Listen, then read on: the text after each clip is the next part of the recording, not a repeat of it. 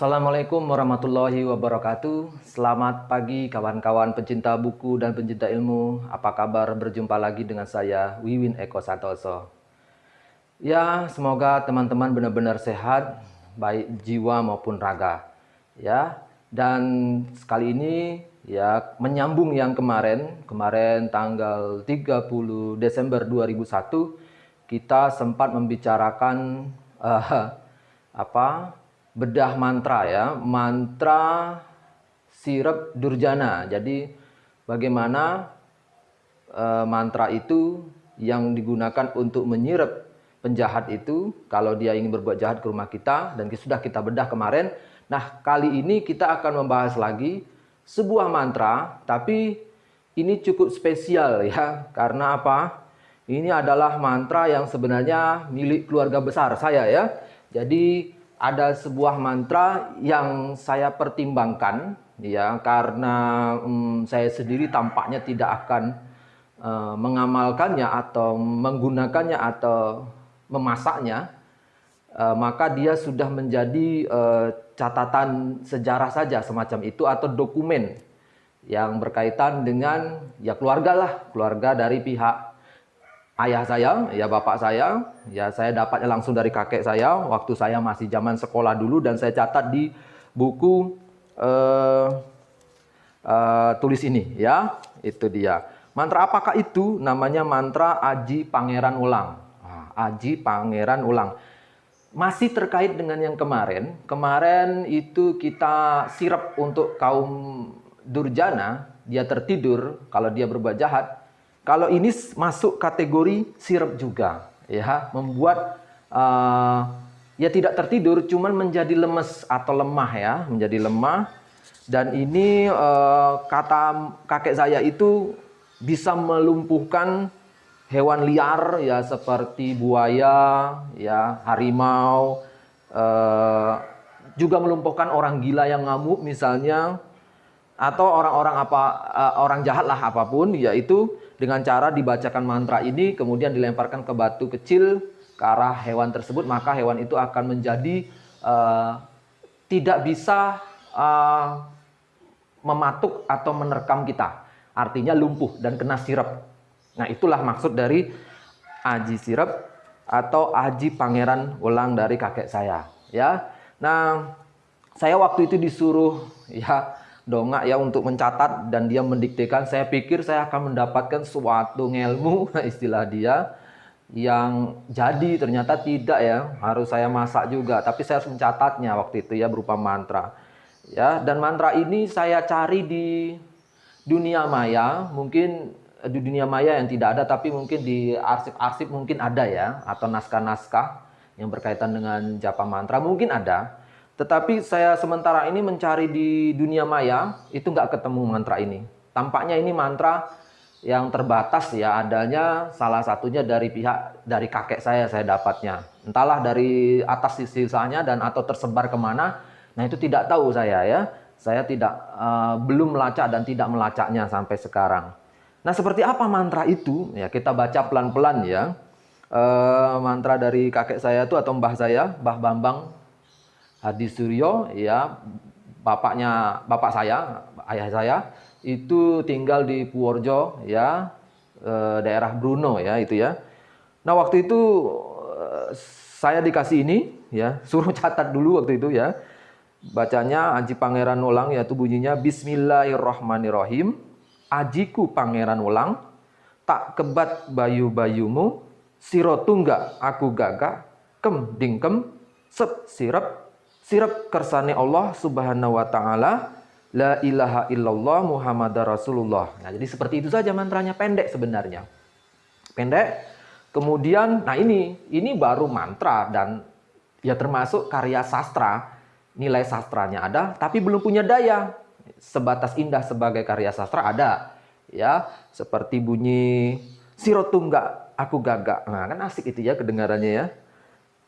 Kem dimkem sep sirep, sirep kersane Allah subhanahu wa ta'ala. Dan ada bismillahnya di awal dan ditutupi dengan la ilaha illallah. Jelas ini sudah pengaruh Islamnya kuat ya, seperti itu. Tapi ini masih mentah kata mbah saya. Ya saya pikir wah ternyata disuruh masak. Masaknya bagaimana? Yaitu puasa mutih selama 7 hari. 7 hari kemudian dibaca selama mutih itu setiap jam 12 siang dan jam 12 malam dibaca 1 kali saja ini ya. Dibaca 1 kali tadi ini yaitu Bismillahirrahmanirrahim, ajiku pangeran welang, tak kebat bayu-bayumu, siro tunggak aku gagak, kemdingkem sep sirep kersane Allah subhanahu wa ta'ala, la ilaha illallah Muhammadar Rasulullah. Kira-kira seperti itu ya bacanya. Saya waktu dongak itu saya tanya kakek saya berkali-kali apakah ini benar cara mengucapkannya. Tampaknya tidak dipersalahkan ya bacanya waktu itu.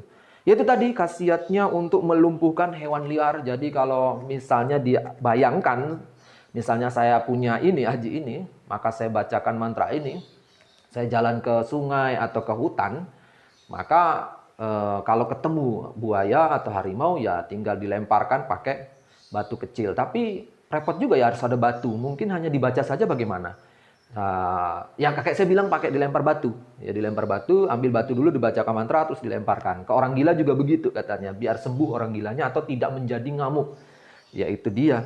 Jadi khusus ini untuk orang gila, khusus untuk hewan liar, ya dan mungkin makhluk halus ya kalau begitu, dan menjadi lumpuh ya karena tidak bisa berbuat apa-apa menurut kehendak dari bunyi atau sugesti dari mantra ini. Sampai di sini saja mantra ini yang saya pahami dan saya lihat dan tidak pernah saya amali. Karena apa? Puasa mutih sebenarnya sudah ringan ini, puasa mutih tanpa pati geni ya. Sebagian kiai NU, ulama NU itu mengizinkan puasa mutih. Karena memang ini puasa mutih ini seperti puasa Islam biasanya. Jadi kita puasa dari sejak imsak sampai maghrib. Hanya saja makannya sekali lagi, makan dan minumnya, makannya cuma nasi putih, minumnya air putih. Jadi benar-benar kita dikurangkan energi nafsunya ya. Nafsu dari makanan itu. Jadi tidak ada makanan bernyawa sama sekali. Jangankan yang bernyawa, bumbu pun tidak ada, cabai, garam nggak ada ya. Luar biasa puasa ini berat ya, berat. Tapi sebenarnya perlu dicoba ya, karena sebagian orang Jawa terutama yang berpikiran bahwa seorang Jawa itu harus pernah ya puasa, ya tapakungkum harus pernah, ya mutih harus pernah. Kemudian harus menguasai salah satu aji. Saya nggak punya menguasai itu ya. Saya ajinya bukan yang ini. Saya praktekkan tuh seperti yang dipraktekkan oleh Mbah Putri saya. Jadi istrinya, yaitu membaca ayat kursi. Dia senangnya itu kalau bacanya. Oke, di sini saya harus menilik beberapa hal yang mungkin ini bisa menjadi catatan penting. Setidaknya menurut saya saja sih. Dan siapa yang suka atau berminat dengan kajian sastra mantra, kira-kira seperti itu ya. Nah, saya mencoba mencari tahu dan memang penasaran. Bismillahirrahmanirrahim. Bismillahirrahmanirrahim. Aji pangeran. Bismillahirrahmanirrahim. Ajiku pangeran welang. Siapa pangeran welang itu ya? Nah, pangeran welang itu kalau saya cari sementara ini, semula saya menyangka welang itu yang welang ular itu ya, ternyata ya ada versi yang menyebutkan pangeran welang itu adalah seorang satria dari Kerawang. Kemudian dia yang sempat bertarung atau berselisih dengan Sunan Gunung Jati ya dan Sunan Kalijaga. Ada juga yang begitu menyebutnya. Ada juga yang menyebutkan ya sama saja ya, nama Pangeran Suryanegara itu adalah nama dari Pangeran Welang. Nah, beberapa saya juga baru baca proyek translasi latinisasi dan terjemahan dari Carakan ya aksara Nusantara, yaitu Babat Darmayu atau Darmayu. Itu proyek Perpusnas tahun 2020, baru saya baca sepintas. Juga ada nama Raden Welang di situ. Raden Welang, kemudian ada Arya tokoh Wiro, siapa itu? Wiro Loda yang merupakan keturunan dari Nyi Bagelen. Bagelen itu dulunya, Bagelen itu pusatnya itu ada di sekitar Sungai Bogowonto yang itu memang masuk wilayah kakek saya tinggal sekarang ini di daerah Bruno, artinya di utara Kutoarjo, itu daerah-daerah Bagelen dulunya. Bagelen itu ada di Muara Bogowonto itu ya dekat Yogyakarta dan Jawa Tengah perbatasan seperti itu. Dan itu memang kota tempat yang desa atau kota desa ya, enaknya gitu kita nyebut, yang sangat tua dan legendaris ya dan historis gitu ya, berkaitan dengan era Hindu dan akhirnya masuk ke era Islam. Dari Mataram kuno sampai Mataram Islam itu ada dari sekitar daerah Bagelen pusatnya. Nah, ada tokoh Pangeran Welang ini siapa gitu.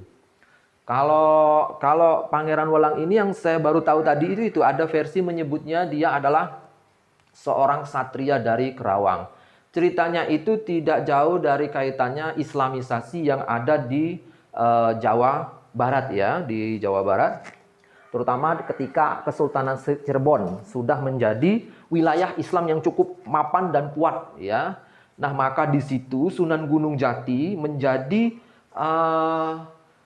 ancaman bagi sisa-sisa dari kerajaan orang-orang keturunan kerajaan Hindu ya terutama. Jadi kalau saya bayangkan kemungkinan besar ya ini Cirebon, Kesultanan Cirebon, karena desakan Islam itu mulai dari Demak, dan ini adalah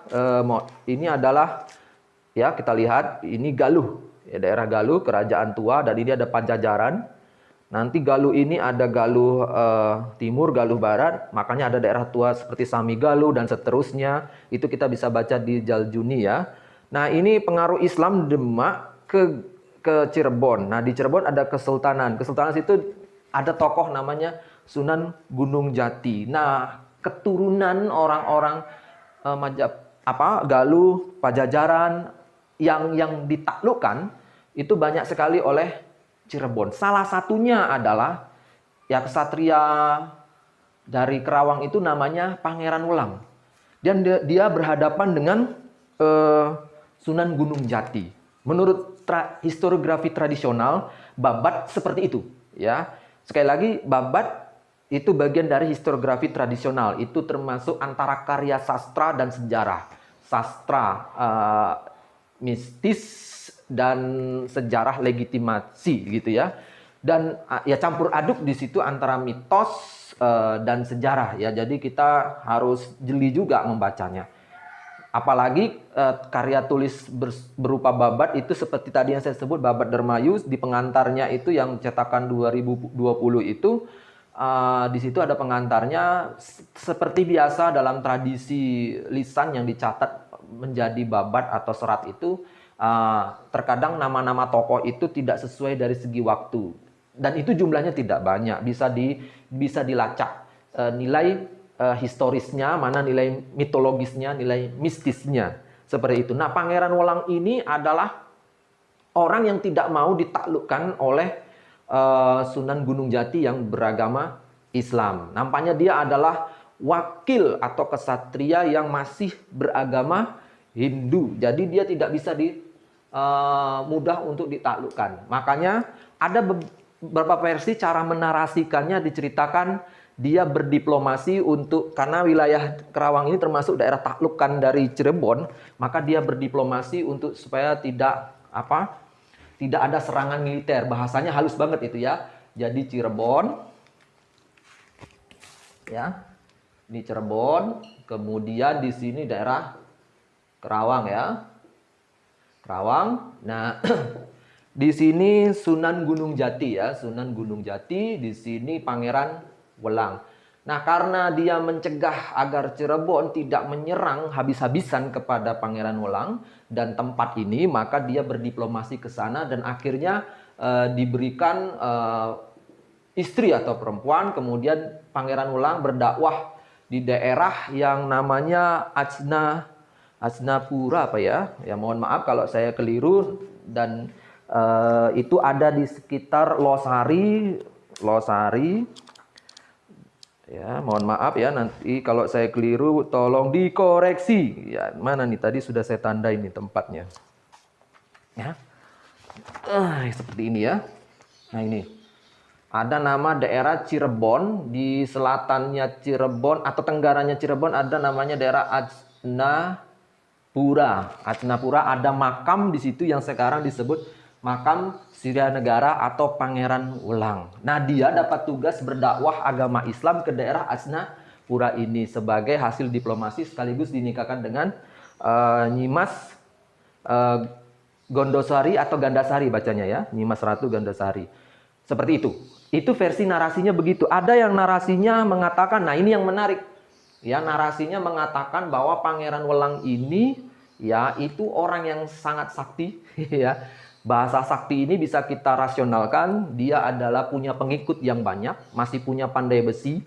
Pandai besi itu keris atau apa kita simbolkan seperti itu, punya pasukan, punya silsilah yang kuat, awu atau trahnya masih Hindu yang kuat, menghadapi orang Islam yang baru saja membentuk pemerintahan, artinya masih anyaran. Dan tentu kesulitan menghadapi ini. Nah, digambarkan salah satu versi itu, yang tersebar itu, yang saya baca juga secara online ada, itu Pangeran Welang ini tidak terkalahkan ya secara adu fisik perang ya. Jadi bayangan kita kalau diajak adu jotos, adu tendang, dia nggak mempan dipukul. Tapi pintarnya, nah ini dia.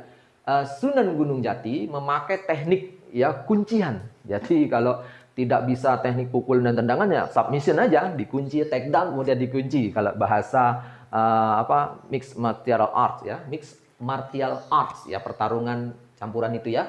Jadi caranya dia dikunci dengan cara apa? Ya, itu diutus perempuan cantik dengan rombongannya, perempuan cantik yang namanya tadi itu saya sebut Nyimas Ratu Gondosari atau Gandasari bacanya ya. Nah, dia menjadi penari ya. Jadi ada pentas, seni dan keliling-keliling penari topeng. Nah, ini. Jadi sejarah tari topeng dikaitkan ini. Nah, penari topeng ke wilayah Pangeran Welang. Nah, di sini Pangeran Welang singkat cerita jatuh cinta sama penari topeng di sini dan ya harus nikah dan kawin, dan akhirnya inilah cara dari seorang Sunan Gunung Jati menaklukkan Pangeran Welang. Jadi tidak menggunakan secara militer atau fisik atau senjata ya, tapi menggunakan perempuan ya. Tadi saya ingin menyebut wanita tapi nggak enak ya. Saya lebih senang menyebut perempuan. Teknik lama ini ya, teknik lama dan selalu diulang-ulang terus teknik ini ya, menggunakan kalau nggak bisa pakai teknik kekerasan maka teknik kehalusan.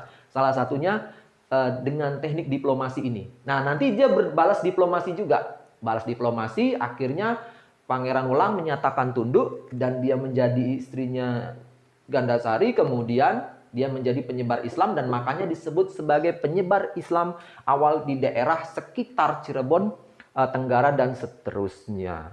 Oke, jadi pengaruhnya ini sampai ke daerah ya, jadi ini kan sebenarnya Bagelan ini kan dulu luas ya pengaruhnya. Di Cirebon di sini ada daerah ya Cimanuk. Cimanuk itu Sungai Cimanuk ke utaranya itu daerah apa tuh ya? Jadi dan dulu-dulunya ada namanya Nyi Ageng Bagelan dan Ki Ageng Bagelan yang menyebarkan keturunan mereka ke arah Indramayu. Indramayu juga ada ya. Indramayu di sini dari Bagelan sini tersebar beberapa keturunan. Artinya mereka ini sebenarnya Pangeran Welang itu adalah keluarga besar dari orang-orang yang daerah tengah pedalaman ya. Yang ini memang ada pengaruh dan Galuh ya, kemudian Bagelan ya sampai ke Mataram Islam itu adalah keluarga-keluarga besar dari mereka semua ini yang notabene beragama Hindu ya sebelum adanya Cirebon ataupun Demak ya. Seperti itu kalau kita secara periodisasinya. Dan saya duga seperti itu ya. Mudah-mudahan dugaan saya benar. Kemudian ternyata tokoh ini menjadi ya legenda ya, selain historis jadi legendaris tentang kesaktiannya yang tidak bisa ditundukkan bahkan oleh seorang Gunung Sunan Jati kecuali dengan menggunakan Gandasari. Nah, teknik ini juga nanti digunakan di Mataram Islam ya. Mataram Islam itu ini kalau kita tambah di era Panembahan Senopati ya, Panembahan Senopati itu juga menghadapi Panembahan Senopati di Kota Gede menghadapi daerah Bantul. Kalau sekarang itu musuhnya yang dianggap ancamannya itu Ki Ageng Mangir Wonoboyo kan Ki Ageng Mangir Wonoboyo. Tulisan saya tidak terlalu bagus. Wonoboyo yang keempat ya. Dan keturunan dari atau anak atau keturunan Majapahit, Raja Majapahit yang terakhir. Artinya dia kuat tuh secara awu. Sedangkan Panembahan Senopati ini orang Islam anyaran. Setelah dari Pajang Jipang, kemudian ada Panembahan Senopati ingin mendirikan negara Islam, maksudnya Mataram Islam. Dia harus berhadapan dengan Ki Ageng Mangir Wonoboyo menjadi ancaman politik bagi, dan ternyata ini orangnya disebut-sebut juga sakti. Sakti kalau dalam bahasa rasional dia punya pasukan, dia punya pengikut, dia punya blacksmith atau pandai besi olah senjata, dan disebut dia punya keris yang ampuh sekali. Bagaimana cara dia menaklukkan? Seperti ini tekniknya. Panembahan Senopati mengutus putrinya, kalau tidak salah Retno Pembayun ya namanya. Retno Pembayun menjadi penari tayub dan pentas wayang topeng atau mungkin wayang kulit ya, kelilingan bersama rombongannya banyak. Pelan-pelan sampai ke daerahnya Ki Ageng Mangir Wonoboyo, dan Ki Ageng Mangir Wonoboyo menonton pertunjukan tayub dan juga wayangan, dan akhirnya naksir kepada Retno Pembayun, putri dari Panembahan Senopati. Singkat ceritanya dia naksir dan akhirnya ngajak nikah, dan akhirnya ya dia ngaku anak dari Panembahan Senopati. Makanya Ki Ageng Mangir Wonoboyo yang terkenal sakti tidak bisa dikalahkan itu takluknya melalui Retno Pembayun. Cuman ini agak tragis ya ceritanya. Kalau salah satu versi yang pernah saya baca dari Pak Joko Suryo, ketika datang ke istananya Panembahan Senopati untuk menemui calon mertuanya, ya malah justru ketika dia sungkem dan dia cium kakinya si Panembahan Senopati, saat itu juga Panembahan Senopati mengambil batu di belakangnya untuk menghempaskan batu itu ke kepala Ki Ageng Mangir. Salah satu versi menyebut begitu. Matilah dia. Mungkin pilihannya memakai istilah Niccolo Machiavelli, kalau tidak bisa cara halus ya cara kasar. Kalau ancaman ini terlalu berbahaya, ini ilmu politik Niccolo Machiavelli ya. Jadi pilihannya dihabisin saja ini orang ya. Ya seperti Soeharto nggak ada pilihan, habisin aja itu PKI misalnya begitu ya. Ya kalau ini memang ancaman ya habisin saja ya, secara fisik dihabisin. Berbeda dengan cucunya Panembahan Senopati ini yaitu Sultan Agung Anyarkokusumo ya. Nah, kalau Sultan Agung Anyarkokusumo ini ketika berhadapan dengan siapa? Pangeran Peki. Ini keturunan Sultan Agung ini ya, cucunya Senopati ini berhadapan dengan Pangeran Peki. Yang Pangeran Peki itu keturunan keberapa dari Sunan Ampel. Dari segi silsilah Panembahan dia ini cucu dari Panembahan Senopati, Sultan Agung ini adalah murid Sunan Kalijogo. Sunan Kalijogo kalau dihitung-hitung ya masih muridnya juga dari Sunan Ampel. Artinya di bawah, masih murid. Artinya dari segi wibawa, dari segi ilmu, ilmu asal itu memang ini posisinya di bawah. Dan tidak akan mungkin mudah mengalahkan Pangeran Peki yang bisa membawa leluhurnya Sunan Ampel yang merupakan berdarah Persia atau Arab itu ya. Jadi sangat sulit mengalahkan ini, kecuali itu dia Sultan Agung Anyarkokusumo mengutus ya adiknya yaitu Pandansari. Nah, Pandansari ya akhirnya menaklukkan Pangeran Peki dan dijadikan istrinya ya, dan menjadi mata-matanya sebenarnya, tapi sekaligus menjadi istrinya. Dan ini kalah, dan ini teknik ini digunakan juga untuk Pangeran Welang. Sampai di sini begitulah yang saya pahami tentang sosok dari Pangeran Welang yang ada di Kerawang ini, ditaklukkan oleh Sunan Gunung Jati ya. Di Jambi ada nama jalan di Jalan Sunan Gunung Jati di Kecamatan Kota Baru ya. Jadi selatannya ke arah selatan Telanai-Pura, Kelurahan Kecamatan Telanai-Pura ke selatan itu ada jalan Sunan Gunung Jati. Dari SMP 24 terus saja ke selatan ada jalan Sunan Gunung Jati. Di Kota Baru tuh banyak sekali nama jalan yang pakai Sunan, Sunan Giri, Sunan Derajat, ada semua. Tapi Sunan Gunung Jati itu adalah yang tidak bisa mengalahkan Pangeran Welang menurut cerita historiografi tradisional, entah itu babat atau tradisi lisan. Mungkin ya jadi sosok atau kehadiran Pangeran Welang itu diabadikan dalam salah satu mantra yang dimiliki oleh kakek saya dan diberikan kepada saya. Bismillahirrahmanirrahim, ajiku Pangeran Welang. Lah ini dia orangnya nampaknya ya. Mudah-mudahan itu adalah yang dimaksud. tak kebat bayu-bayumu. Kebat bayu-bayumu. Sekarang kita coba telusuri secara bahasa ya. Kebat itu apa? Kalau kebat itu ada 3 arti yang saya cari di Kamus Bau Sastra karangan Purwadarminta cetakan 1939 ya, di Batavia. Nah itu artinya itu ada 3. Yang arti kedua itu dikebat, itu katanya ini adalah kata yang arang kanggone, jarang dipakai. Yaitu artinya salah satunya dijupuk atau dipocot atau dilereni atau diistirahatkan atau dinonaktifkan. Sementara arti yang ketiga adalah kromongoko itu yaitu bebet atau bebet ya. Dibebet ya, bebet. Ini tulisannya bebet ya, bebet. Bebet itu kalau kita cari lagi artinya apa? Bukan bebet ya, kalau bebet itu turunan, kalau bebet itu jarit kang dianggo wong lanang, maksudnya jarit yang diikatkan kepada kaum pria. Jarit bebet itu. Tapi jadi tak kebat. Jadi artinya bebet, dibebet. Ya dikebat pakai jarit atau apalah kain istilahnya. Tak kebat bayu-bayumu. Nah, bayu ini artinya apa? Bayu ini ada 2 arti menurut Bau Sastra lagi saya pakai. Yang pertama artinya, yang kedua dulu, karena dia singkat, yaitu ini dari bahasa Sanskerta atau bahasa Kawi ya, angin. Nah ini tidak kita pakai. Bukan itu, bukan bayu angin yang kita pakai. Tapi arti yang pertama, yaitu, bayu itu adalah sebuah kata kromongoko, yaitu urat jalan getih, urat jalannya darah. Mungkin ulat nadi ya, seperti itu ya. Kemudian tanpa bebayu itu artinya bahasa Rinenggo artinya lemes atau tanpa kekuatan. Jadi kalau sudah bayu itu tanpa bebayu berarti tanpa kekuatan, lemes. Jadi kebat, dibebet, bayu-bayumu. Bayunya itu tenaga. Jadi kalau tanpa bebayu berarti lemes tanpa kekuatan.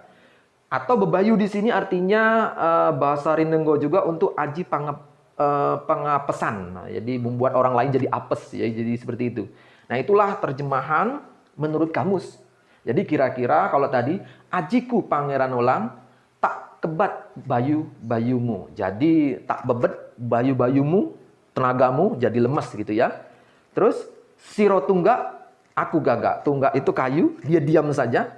Sementara aku gagak, gagak itu burung yang mengitari kayu. Jadi bisa saja dia merotoli kayu itu atau pohon itu. Kem, ding, kem, sep, sirep. Kem, ding, kem, sep, sirep. Kem ini mungkin seperti kalau kita orang Jawa menyebutnya jur. Banjur sebenarnya lengkapnya. Sep, sirep. Neh, maksudnya meneh gitu ya. Kem, mungkin maksudnya mingkem. Nah itu dia. Mingkem itu sendiri secara kamus kromongoko ya, kata itu artinya tumutup cangkemnya, jadi menutup mulutnya ya, atau tidak bisa orang berkata-kata ora gunemen ya, seperti ingkem ya. Ingkem sendiri itu juga suatu kata yang jarang digunakan, tetapi maksudnya adalah dilebokake ing cangkem banjur dirapati, jadi dimasukkan mulutnya, kemudian mulutnya dirapati. Mingkem, dia nggak bisa membuka mulutnya. Ini berlaku bagi manusia, hewan liar, atau apapun. Jadi kata mingkem. Jadi balik ke mantra saya tadi itu, kem, ding, kem. Nah, kalau dingnya itu bagaimana? Ding. Ding itu dalam kamus artinya ya, arti yang kedua adalah sak temane atau setemane, apa senyatanya, nyoto ya, yang benar. Jadi kem, ding. Mingkem yang nyata, maksudnya yang jelas ya. Kem. Jadi penekanan itu ya di sini maka disebut sebagai kanggo ngantepake surasane gitu ya. Jadi untuk penegasan. Kem, mingkem lah, ding, kem, ding, kem. Ya. Sep, sirep. Nah, sirep itu menurut kamus di sini ya Bau Sastra lagi masih ditibani aji donga supaya podo turu. Ya, jadi disirep itu artinya ditibani aji, ditimpa oleh aji atau doa supaya pada turu, supaya tertidur ya, itu sudah kita tahu ya. Ya, sirep itu sebenarnya arti yang banyak ya. Ada yang artinya menyembuhkan panas. Kalau disirep ake itu artinya bisa dihilangkan panasnya atau disareh ake gitu dan seterusnya. Tapi makna yang di sini adalah makna kamusnya atau arti kamusnya disirepi, sirep, disirapi seperti artinya ditibani aji atau donga supaya pada turu. Seperti itu ya. Kalau sirap jalmo itu orang ya, wayah wengi apa jam malam, jam 10 malam, yaitu jam 10.30 disebut sirap jalmo, malam yang sudah membuat sirap ya. Jadi seperti itu ya.